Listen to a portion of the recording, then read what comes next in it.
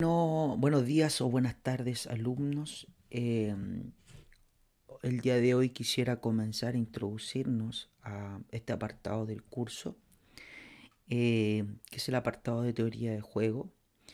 Este apartado es un apartado, digamos, teórico en donde quiero explorar las metodologías que se utilizan y comprender lo que es la teoría de juego y cómo esa herramienta nos puede servir para comprender ciertos problemas que hay en el mercado, o ciertos esquemas de mercado en donde la teoría del juego nos podía entregar información relevante para conocer, dada la estructura de mercado, las posibles soluciones que nos podríamos encontrar en esta estructura de mercado.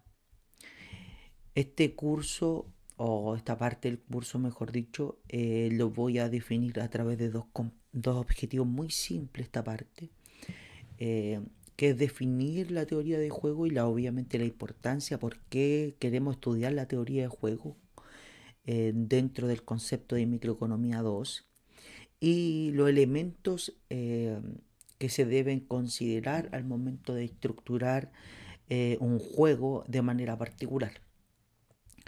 Primero, podemos decir que la teoría de juego busca analizar las interdependencias estratégicas de las acciones de diferentes tomadores de decisiones. Lo que buscamos es darle explicación o de alguna manera modelar eh, cómo las acciones de distintos tipos de agentes pueden llevar a unas ciertas soluciones considerando que dichas estrategias tienen interdependencia. ¿Qué quiere decir la interdependencia? Es que lo que un individuo hace depende de lo que hace el otro. Esto en ejemplo muy sencillo. Pensemos desde el punto de vista de que todo en la naturaleza existe bajo la prisma de la interdependencia. Algo muy simple. Por ejemplo, las leyes del tránsito. Por ejemplo, el conducir por la derecha es una interdependencia dentro de las decisiones que toman dos individuos. Por ejemplo, si estamos en una carretera de una sola vía, eh, aquel individuo que decide irse por su lado contrario, obviamente va a generar una solución no deseable para la sociedad y no deseable para sí mismo, que es obviamente un accidente de tránsito. Entonces, por convención, el equilibrio que se utiliza en este ejemplo del tránsito es un equilibrio en donde todos los agentes hacen sus acciones y esas acciones permiten soluciones que son deseables desde el punto de vista social, que es que nadie no ocurra ningún tipo de accidente. Pero fíjense, esa solución ocurre dada la interdependencia de las acciones. Porque si un individuo decide irse por su lado contrario, el otro individuo, para llegar a un equilibrio, va a querer evitarlo y se va a ir a su lado contrario. ¿Se dan cuenta? Entonces la solución deseable se debe netamente a las estrategias que utilizan los individuos. En competencia perfecta, esto también existe y ocurre. En competencia perfecta sabemos que ningún individuo puede afectar el precio. Entonces, ¿cuál es mi decisión? Dado que yo sé que ningún individuo en la economía puede afectar el precio, es simplemente fijar el precio de mercado.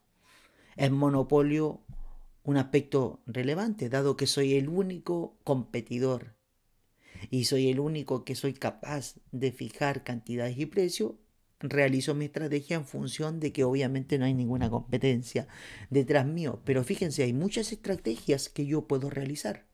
Hay muchas posibles cantidades que podría consumir, pero no las consumo porque elijo aquella cantidad que maximice en este caso mi función de utilidad. Entonces también estoy inmerso en un contexto en donde hay muchas estrategias y yo tengo que elegir aquella estrategia que maximice mi función de beneficio, y en este caso es cuando el ingreso marginal es igual al costo marginal, que lo veíamos en las clases pasadas. En la práctica, Obviamente no existen ni muchas ni pocas empresas. Es una mezcla. Hay mercados que obviamente están bastante monopolizados o hay muy pocas empresas. Hay mercados donde hay demasiadas empresas y hay mercados en donde no hay ni muchas ni pocas y donde uno podría pensar de que en términos generales hay una interdependencia bastante fuerte de las estrategias que realizan cada uno de los individuos dentro de esos mercados. Entonces, lo que hace un competidor va a afectar a otro competidor y lo que hace ese competidor va a afectar al otro competidor. Entonces, las soluciones que se generan en esos mercados son sus soluciones en función de esa interdependencia que existe en los mercados. Por ejemplo, el mercado de las farmacias. Tenemos un número finito de farmacias o farmacias, lo que son las farmacias más grandes que compiten entre ellas. Imagínense si decidieran competir, ¿qué equilibrio puede haber en la economía? O si esas farmacias decidiesen de alguna manera ponerse de acuerdo. Fíjense, si nos ponemos de acuerdo hay una interdependencia en nuestras acciones. Yo me pongo de acuerdo con otra porque vamos a hacer la misma acción y va a haber un equilibrio en la economía dada esa interdependencia. Pero si alguno de ellos viola los acuerdos, si alguno de ellos decide no seguir la regla del juego, va a haber otro equilibrio y eso va a traer otras consecuencias. Entonces, si se dan cuenta, las medidas dadas que son características de empresa, que hay una interdependencia, de que hay características que hacen que las empresas de alguna manera influyan sobre otras a través de sus decisiones, obviamente generan los mercados y las soluciones de los mercados de manera particular. Entonces, en teoría de juego, en la primera oleada o en los primeros estudios de la teoría de juego, hubieron muchas contribuciones sobre los juegos que se refirieron o se debieron a juegos de salón. Por eso viene el nombre de teoría de juego, porque inicialmente se estudiaban juegos de características de salón o juegos que tienen que ver, por ejemplo, como el ajedrez. Entonces, estas características de juego se estudiaban, se conocían a través de teorías de conjunto, las soluciones de estos posibles juegos, las características de los jugadores y esa teoría se fue masificando en términos generales hasta obviamente que se estructura como la teoría de juego en particular. La teoría de juego es por ahora una herramienta indispensable en muchas disciplinas científicas, no es solamente desde el punto de vista microeconómico. Aparte de la teoría económica, principalmente en ciencias políticas, en finanzas, también en biología, en derecho, en filosofía, se estudian ciertos comportamientos que tienen que ver con la teoría de juego. Por ejemplo, la teoría de juego ayuda a los gobiernos en la asignación de licencias de telecomunicaciones a través de las subastas.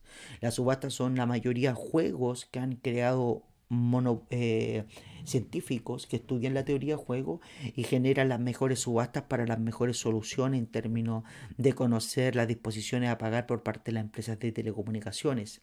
Se han hecho algoritmos que facilitan la donación de órganos y mejoran los mercados laborales, por ejemplo, facilitando el intercambio de riñones.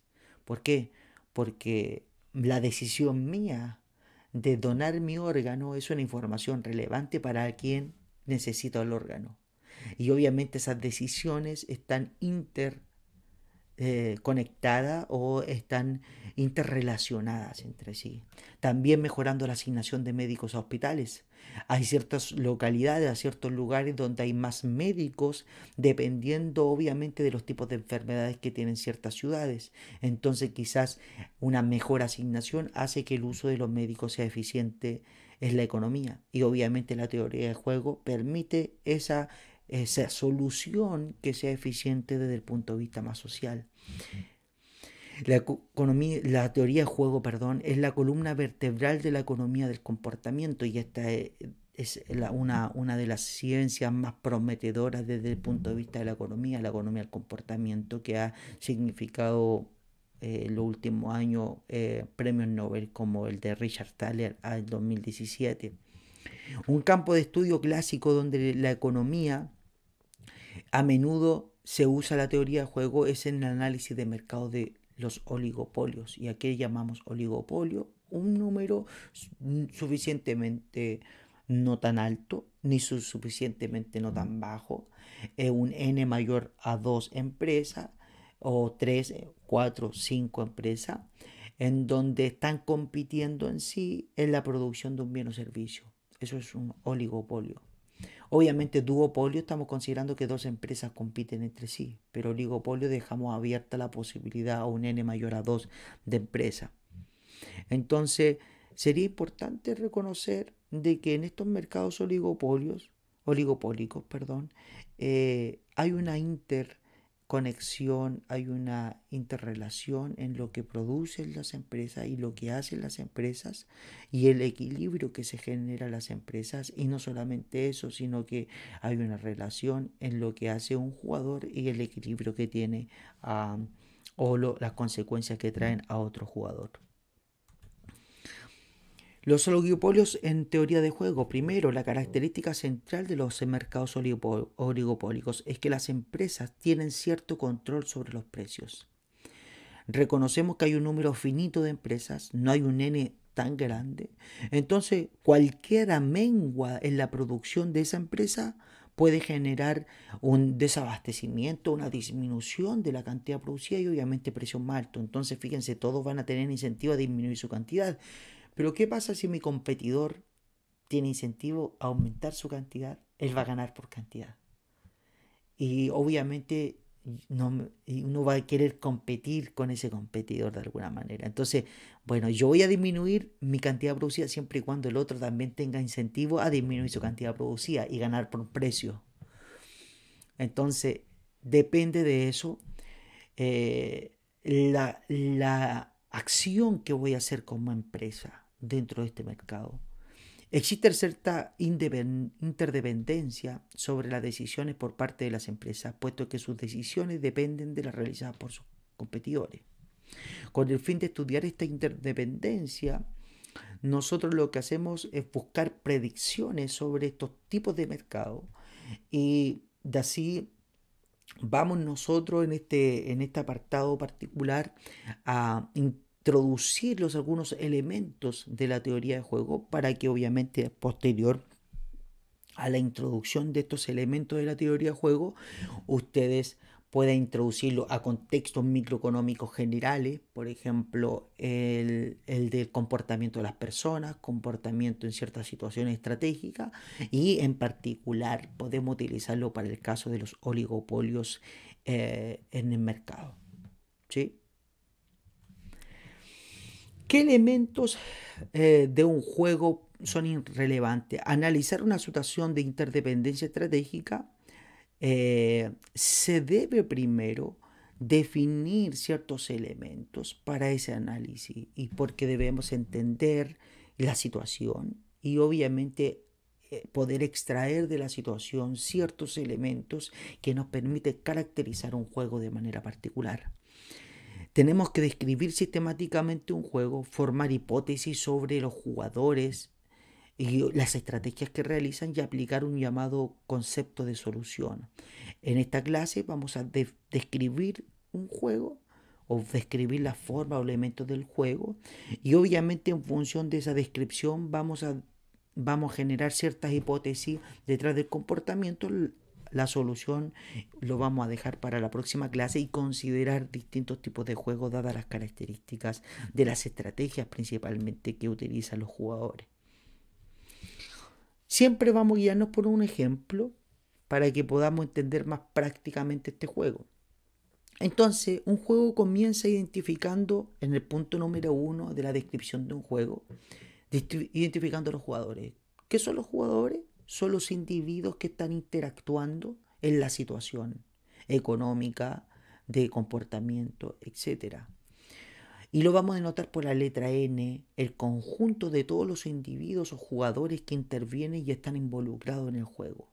De tal manera de que N es un conjunto que va de 1 hasta N minúscula, donde está tipificado cada uno de los jugadores. Jugador 1, jugador 2, jugador 3, jugador 3, 4, 5, 6, hasta N jugador, o le podemos colocar hasta nombre. El jugador Luis, Marco, Aurelio, Fernando, etc.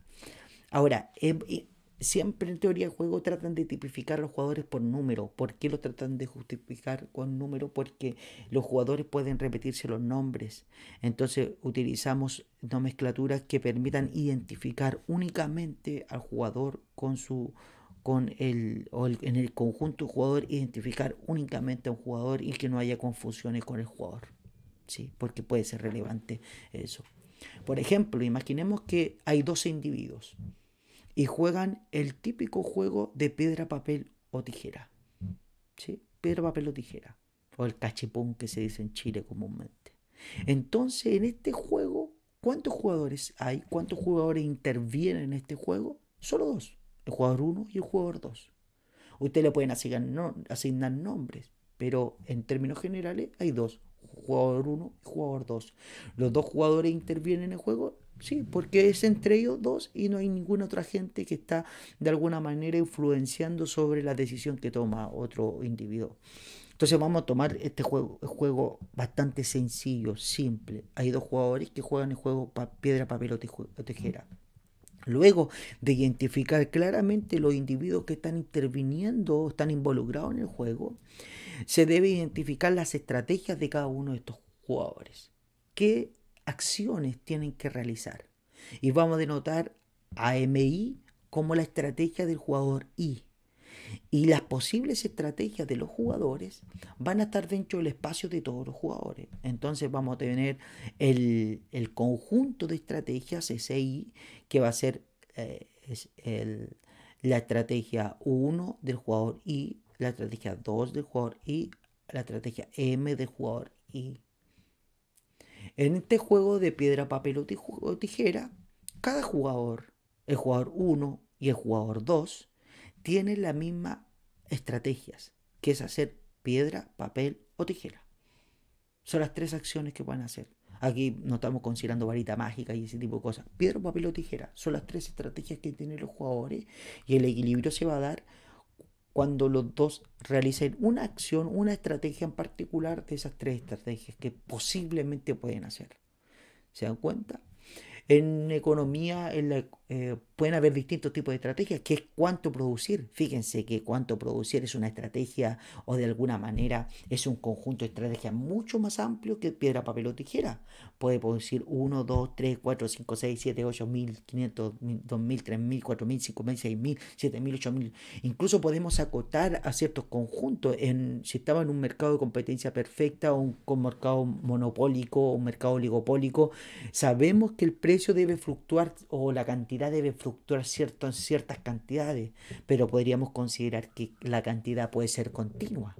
Entonces, aquí vamos a depender de los tipos de estrategia, podemos tipificar los juegos de manera diferenciada. Existen lo que se llama estrategias de carácter discreta, que es en el caso piedra, papel o tijera, son movimientos discretos o acciones discretas particulares, pero también existen estrategias de carácter continuo, como lo cuánto producir. Cuánto producir es continuo porque puedo producir un conjunto entre cierto intervalo, una cantidad tremenda. O una estrategia puede ser cuánto es la oferta de precio que voy a generar el fin de semana. Esa es otra estrategia que uno puede considerar como continua. Entonces las estrategias pueden ir mudando en términos continuos o en términos discretos o términos discretos continuos. También puede ser una combinación entre ambos. Cierto intervalo es discreto, pero otro intervalo pasa a ser continuo. A eso me refiero con juegos discretos continuos. Pero volvemos, existen estrategias y esas estrategias son relevantes para tipificar el juego. En este juego las estrategias son piedra, papel o tijera. ¿Y qué es lo que es un perfil de estrategias? Un perfil de estrategias asigna estrategias a jugadores y está denotado por la letra S, que es el operador matemático de producto cartesiano del conjunto de estrategias. ¿Qué significa eso? Tenemos distintos jugadores y sabemos que un jugador va a realizar una estrategia, el otro va a realizar otra estrategia y al final del día la interrelación entre las dos estrategias que realiza va a ser obviamente este perfil de estrategia, que es la unión entre la estrategia que realiza un individuo versus la que realiza otro individuo. En el ejemplo de piedra, papel o tijera, vamos a tener que el conjunto de estrategias va a ser la combinación de todas las formas de unión entre las estrategias de ambos jugadores. Por ejemplo, podríamos decir que el jugador 1 hace tijera y el jugador 2 hace tijera. El jugador 1 hace piedra y el jugador 2 hace tijera. El jugador 1 hace papel, el otro jugador hace tijera. El jugador 1 hace tijera, el otro hace piedra y así sucesivamente. Fíjense que son todas las combinaciones posibles de las dos estrategias que realizan los individuos, que hacen obviamente un conjunto de combinación de estrategias que le vamos a llamar perfil de estrategia. Entonces imagínense ustedes en un problema cuando tenemos que decir cuánto producir entre N firmas. ¿Cuántos perfiles de estrategia se pueden generar? Una infinidad de perfiles de estrategia. Por eso comúnmente tratamos de simplificar y el uso de funciones permite y nos va a permitir solucionar esta diversidad de estrategias para poder entender el problema de manera particular. Punto 5.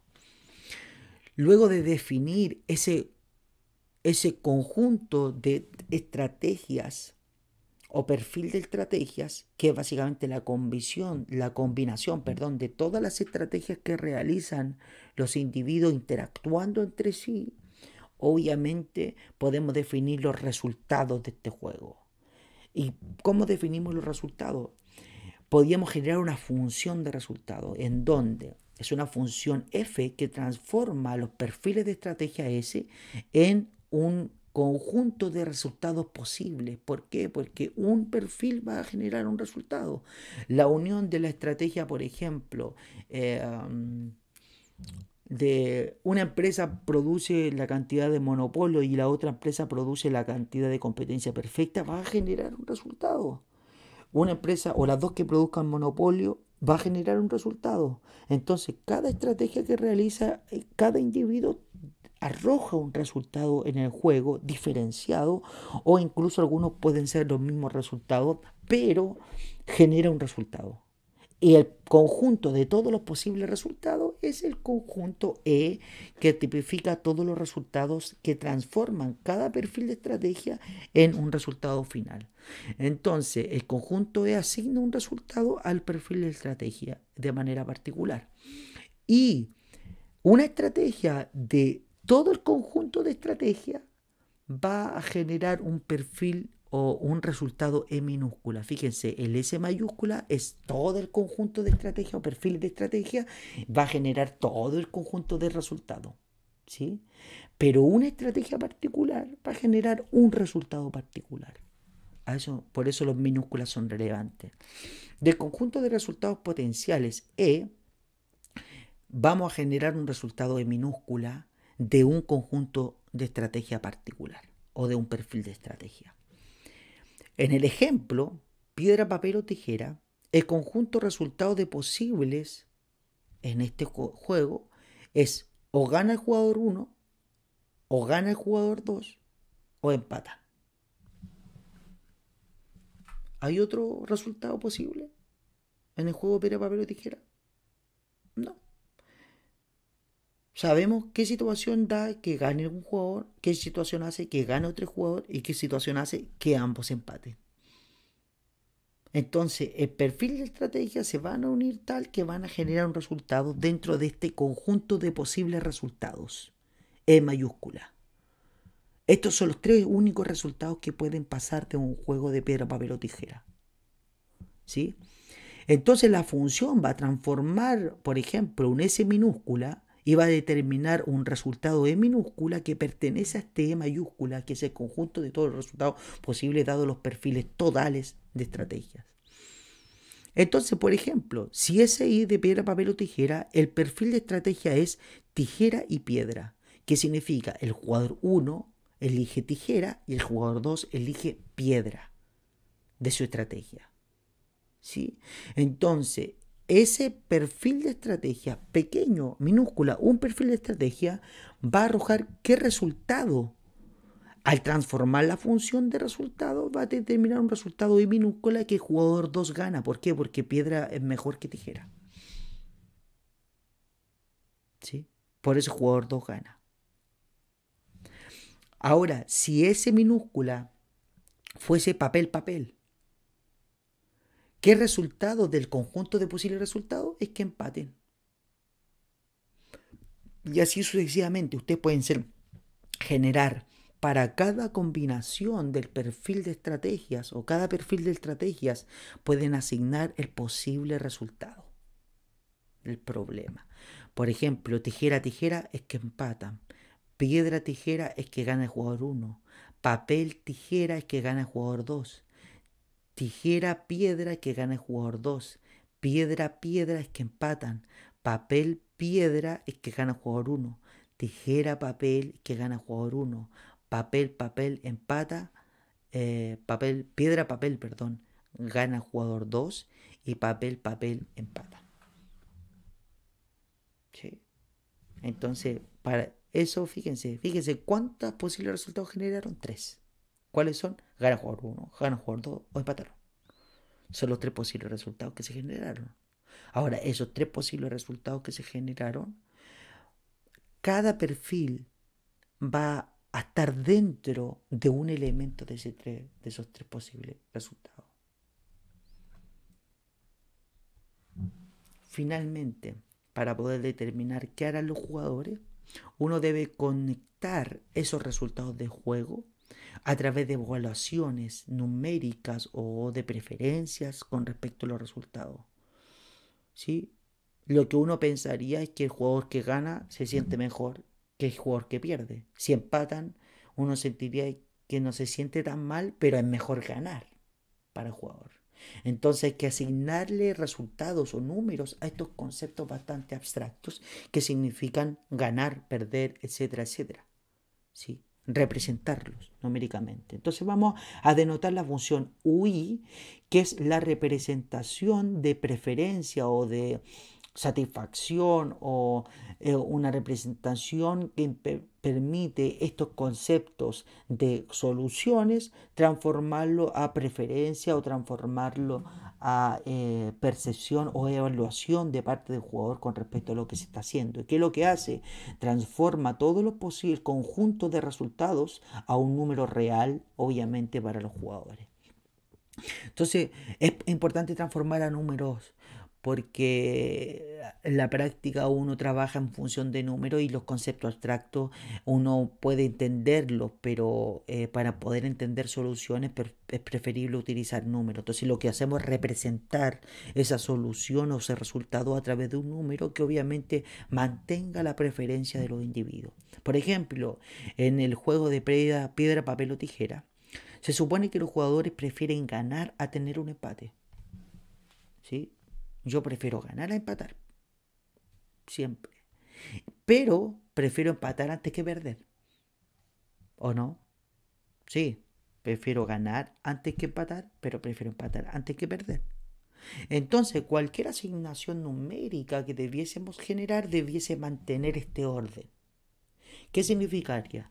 La utilidad del jugador 1 que gane, jugador I, la utilidad para el jugador I de que gane tiene que ser mayor a la utilidad del mismo jugador de empatar y la utilidad del mismo jugador de perder. No estoy pensando en el otro, sino que estoy asignando los resultados míos, cómo generan. También en teoría de juego permite también la interdependencia de resultados. Es decir, por ejemplo, uno tendría que pensar también que si los dos ganásemos sería mejor que si ganase uno, socialmente hablando. Pero en este juego no pueden los dos ganar. O uno gana, el otro pierde, o los dos empatan. ¿Sí? Entonces esa interdependencia de resultados también se puede dar, pero bajo ciertos esquemas y bajo ciertas características de juego. ¿Sí?